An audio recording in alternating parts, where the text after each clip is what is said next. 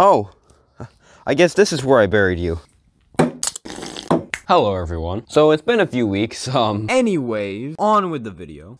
Now, if there's one fighting game franchise you probably played and most likely heard of, it's Smash Brothers. There's been 5 games across the last 20 years, and despite staying relatively the same in concept among all those games, it's managed to avoid the same trap of games like Pokemon or Call of Duty in becoming the same thing every single year. In today's video, I'm going to be talking about how these games have changed over the last 20 years, and also how the head of development, Sakurai, has done a great job of making these games great. We're going to start covering these games in 1999 with the first game, and ending in 2018 with Smash Bros. Ultimate. And without further ado, let's begin.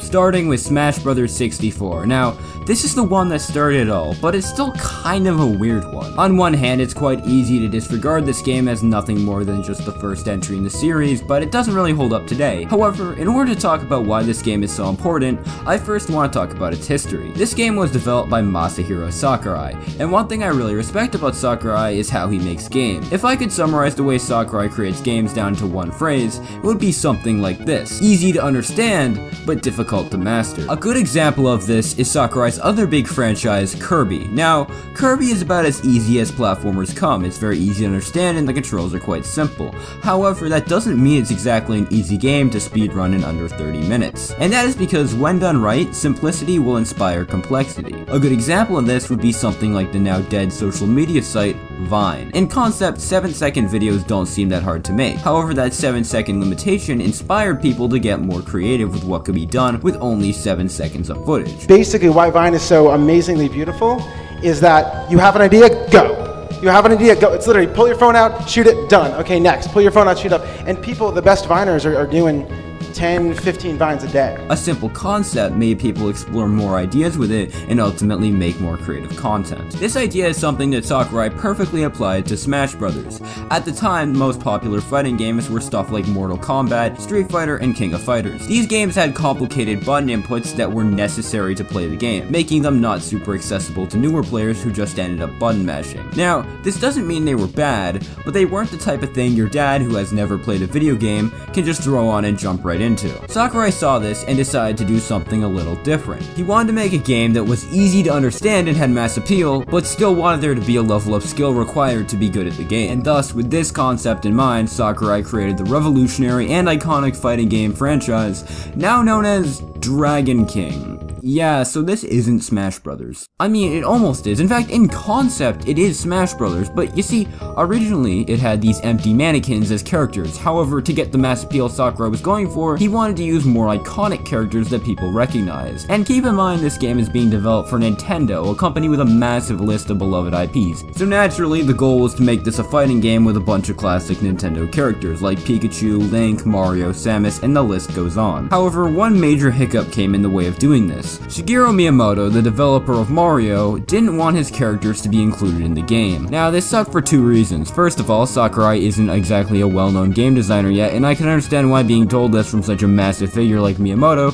could be the type of thing to make you want to abandon your project altogether. And also, Mario is like Nintendo's Mickey Mouse, and without him, in a game that's supposed to be a crossover of all of Nintendo's biggest franchises, things just would not feel right. However, despite this, Sakurai did not give up on his project and continued to make a prototype without Mario characters. And after presenting this game to Nintendo to be faced with overwhelmingly positive feedback, Sakurai was eventually granted the okay to use 12 select Nintendo characters, including Mario. And now that things were finally going the way that Sakurai wanted, the game was released on the Nintendo 64 on January 21st, 1999 under the name Super Smash Bros.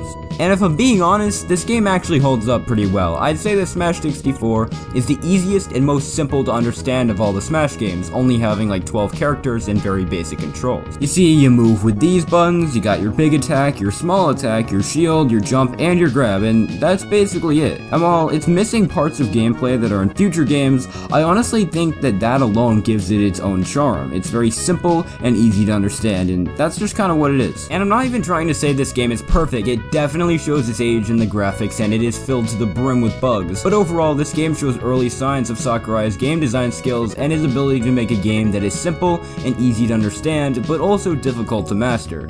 Throw in a roster of famous Nintendo characters and this game was an instant hit and a great start for the franchise.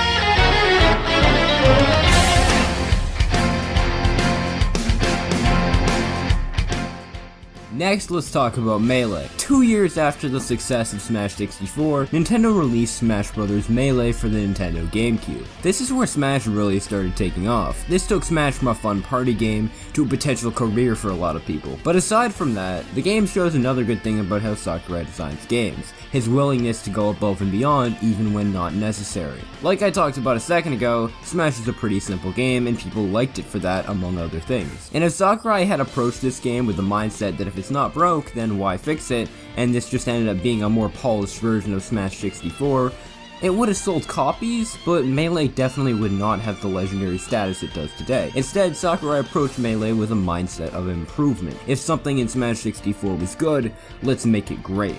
And this can clearly be seen by the amount of new characters, or new maps, or new modes. Sakurai approached this game with the mindset that if it could be better, then it should be better. Anyways, what I'm trying to get at here is Sakurai made a clear effort to improve over his previous work. This way of looking at things, especially when it's not necessary, shows the level of effort and care Sakurai puts into his games. And despite making everything from Smash 64 bigger and better, it still keeps true to the core ideas that made Smash tick. The main idea of the game is still to be easy to understand, but hard to be good at. If anything, that idea is even better executed here than before with tons of new mechanics to get good with.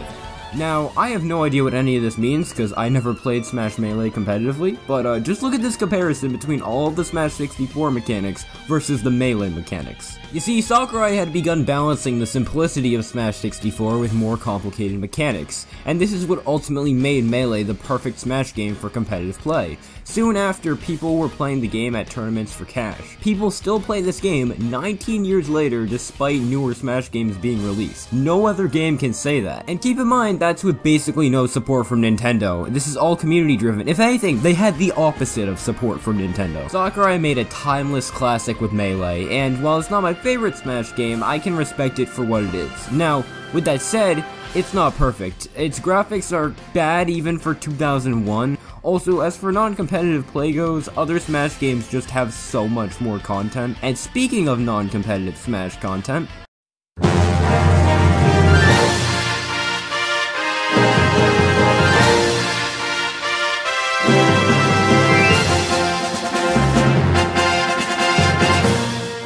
okay, now we're on to Brawl, and so Brawl is oftentimes credited as being the worst Smash game, but I don't know, dude, it's not that bad. The character balancing is, complete AIDS, but still, it's not the worst in the franchise. Actually, speaking of the characters, I think the roster here is honestly the second best part of the game. There were tons of characters that fans had wanted in Smash for a while, and Sakurai added with this game, like Wolf from Star Fox, Ike from Fire Emblem, Red from Pokemon, Gabriel the Angel from the Bible, Meta Knight from Kirby, this fat thing. I can't believe Sakurai would do this. Is that forced diversity in my Smash Bros. Game? Oh, my bad. I'm so sorry. I didn't realize she was such a well-written character. Monkey, Goku, but yeah, he's a furry. A robot modeled after a random NES accessory from the 80s. Sakurai went all out this time with characters fans had wanted, no matter how obscure. I have quite fond memories of going to my friend's house, popping the disc in his Wii, picking Lucas and asking who is this? Now with that said, this game does have a lot of really stupid things in it, like the fact that Meta Knight is basically an unkillable god with no weaknesses, or the fact that, tripping. Do you remember tripping? Hey, What's gonna happen? trip into drop grab. Wow, thank you, Sakurai. And if you compare this to Melee, the previous game in the franchise, it overall just feels a lot worse to play. However, one major thing saved this game, and that is Subspace Emissary. Now this is something special. Subspace Emissary is like a big campaign mode with a ton of iconic characters all interacting and stuff, and you get to see like Sonic and Link and Pikachu and Samus and Mario all working together to stop this like interdimensional butterfly thing. Though I will say this, the enemies are kind of forgettable and the levels do get really repetitive and it goes on for way longer than it needs to. But it's still really cool to see all these characters interacting, especially with the cutscenes that do a really good job of just bringing everything together, and overall, I really like it. And what I think is the coolest part about all of this is nobody would have imagined this happening. Like, this is the type of thing that you just would not expect from a Smash Bros. Game. Subspace Emissary was actually kind of a risk. Like, what if fans weren't interested in all this single player content and just wanted more focus put on the multiplayer? Then that would be all this time and effort put into something they didn't like. Brawl actually has quite a few risks like this taken. Like, for instance, third-party characters. What if fans saw this and thought it just didn't feel like Smash Brothers anymore? I could totally have seen that happening.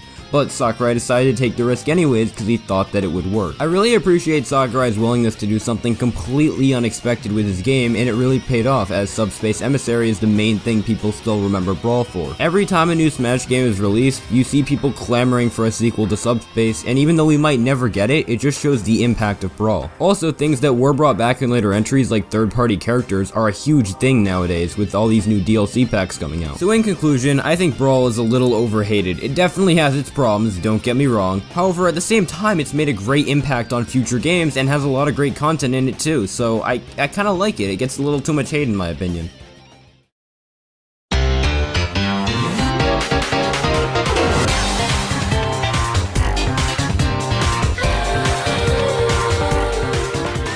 Okay, so now we're on to Smash 4. Now, this is the other bad Smash game, and if I'm being honest, it does kinda suck. Remember Subspace Emissary, that thing that I just claimed was so good? Yeah, it's just gone, like literally no replacement. One of the fans' favorite features just got axed. Also, this is by far the most janky Smash game. It's like Sakurai saw the spawn of Satan he had created when he was making Meta Knight, and then just did a ton more of that. I could go on for this whole video talking about Bayonetta's aerials, or the time Diddy Kong broke the entire game, or Cloud's Limit Breaker, but I don't think that's necessary. I think if I could just sum that all up, I would just say that the character balancing is not good, to say the least. Brawl kinda has this problem as well, however at least Brawl had Subspace Emissary to make up for it, which was this huge single player experience, so it made the focus of the game more geared towards single player stuff and less multiplayer. However here there just isn't anything like that. But you know what, I'm being a little too harsh on this game. I mean, it did do some good things, like it's the first Smash game to be in HD. Also, Smash finally had different online modes for casual and competitive. Also, it's the first Smash game with DLC, and it's also good DLC at that, with fighters like Cloud, Ryu, and Bayonetta, all characters fans definitely wanted.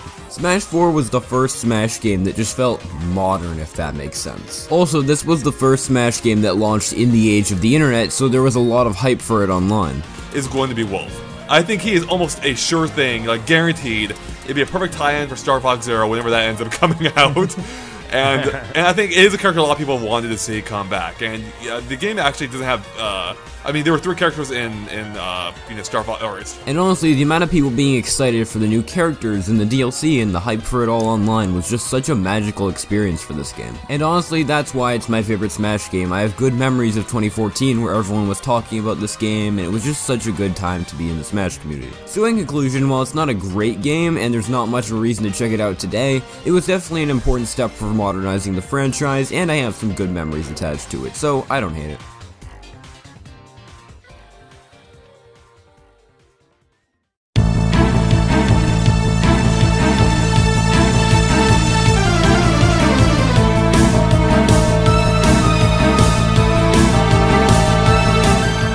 Okay, now we're on to the latest entry in the franchise, Smash Ultimate. I really like this game because it highlights one of my favorite things about how Sakurai makes games. He actually cares. He cares about putting together the best game he possibly can. Let's take a second and focus on the name, Ultimate. The word Ultimate is defined as the best achievable or imaginable of its kind, and upon watching the first direct for this game, you can easily see the ways it strives to be the best achievable or imaginable Smash game that it can. Right off the bat, one of the first things that we learn is that this game has every Smash character from every game ever. Sakurai specifically says that this was a hard feature to implement, but he did it because he thought this was what the fans wanted. We believe that's what players want, so we made the impossible possible. This idea of going above and beyond to make a game that the fans will like is exactly what I respect about Sakurai. And this idea of wanting to make the best possible Smash game is reflected in every other area of the Direct. When talking about recreating old stages for this game, he specifically mentions how they went out of their way to make them as accurate as possible. That said, for stages that originally appeared in the Nintendo 64 game, we prioritized nostalgia, intentionally keeping the classic look. When going over the individual characters, Sakurai points out small little details like how Ryu will always face his opponent just like in Street Fighter, or how the 2 different versions of Ike have slightly different voice acting. The two different versions are even voiced a little differently. It's stuff like this that shows that Sakurai cares about what he's making. He doesn't just want to make Ryu and be like, hey guys, look, it's Ryu. He wants to include little details that are accurate to their original game. And this idea of Sakurai going out of his way to make things that the fans want to see is especially shown with the new characters. If you had asked me before Ultimate came out who the two most requested characters were, I'd probably say something along the lines of King K. Rool and Ridley. But King K. Rool hadn't been in a game in 20 years, and Sakurai outright said that Ridley wouldn't be in Smash. In fact, Ridley had become a joke in the community because Sakurai said he was too big to be added to the game. However, lo and behold, those were two of the characters revealed for Smash Ultimate. Just off of the first direct for this game, it's made clear Sakurai is trying to make the best possible Smash game he can, and that's because Sakurai wants to make games that people will love. This game didn't need to have 80 characters, this game didn't need to bring back a story mode, this game didn't need to still support controllers from almost 2 decades ago. This game didn't need over 100 stages, but Sakurai did all that anyways. Why? Because he thought fans would like it. Just watch the directs for the DLC characters. In the Terry direct, he reminisces about heading to arcades when he was a kid and playing as Terry in King of Fighters, as well as, another character. The Steve direct, he shows screenshots of his Minecraft world. It's clear that Sakurai cares about making good Smash Brothers content that he likes and thinks that the fans will like, and this is the pinnacle of his works. In an industry that loves re-releasing the same old stuff without improvement, this is a breath of fresh air. So the biggest takeaway here is that over the last 20 years, Sakurai has been able to do a fantastic job of making Smash Brothers a consistently good franchise. It's easy to compare a game from 1999 to 2018 and just say, hey guys, look, there's improvement. But I think you can do that exact same thing between any of the Smash Brothers games. You can compare a game from 1999 to a game from 2001 and still see that improvement. Or a game from 2018 to 2013 and you can still see improvement. Looking back at the entire Smash Brothers catalog as a whole, you can easily see the ways that Sakurai has been improving this franchise over time. What started off as like a simple party game has grown into this massive phenomenon. And on top of that, each Smash game I would argue is good in its own respect. Smash 64 is the game that started it all, and also is the most simple of all the games. Melee has the most clean-cut and polished gameplay out of all of them. Brawl by far has the most single-player content. And then there's Smash 4, and I guess that's probably the one that I can't think of many reasons to go back to. I mean, it's not an outright bad game, but most of the things it does right are also in Ultimate. But Ultimate's just a better game, so aside from that, Smash Brothers has remained consistently good over the last 20 years, and I think that's because of how much Sakurai cares about making good games and about the people who play his games. He goes above and beyond to make games that people will like because he just wants to make games that people will like, and I really respect that. Real quick before I wrap up this video though, I do want to talk about one more thing. 2020 has been kind of a rough year, and I really appreciate this. I've had a fantastic time making content for this channel over the last few months, and I'm really enjoying it. I think I'm finally finding the type of stuff I want to make, so thank you to everybody who's been supporting that. I'm looking forward to a fantastic 2021 and making a lot of content I really like. So yeah, that's basically it. I'll see you guys next year, and have a good weekend, I guess. Good night.